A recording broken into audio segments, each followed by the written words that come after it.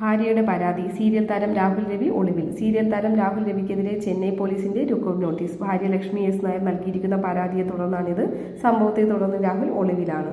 മോഡലിംഗിൽ നിന്നും അഭിനയ രംഗത്തേക്കെത്തിയ രാഹുൽ പൊന്നമ്പളി എന്ന സീരിയലിലൂടെയാണ് ശ്രദ്ധ നേടുന്നത്.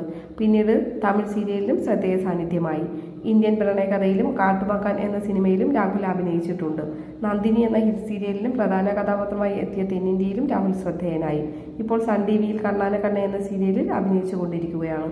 സ്ഥിരമായി ലക്ഷ്മിയെ രാഹുൽ മർദ്ദിക്കാറുണ്ടെന്ന് എഫ്ഐആറിൽ പറയുന്നു.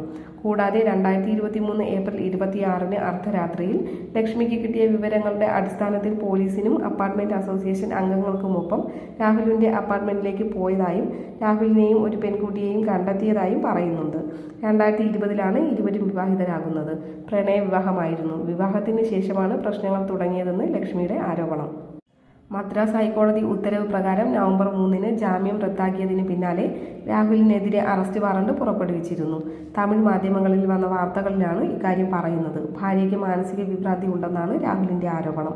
ഇത് ഒരു കോടതിക്കും അംഗീകരിക്കാനാകില്ലെന്നും ഹൈക്കോടതി ചൂണ്ടിക്കാട്ടി. ഇത് അപലപനീയമായി കണക്കാക്കുന്നുവെന്നും കോടതി അറിയിച്ചു.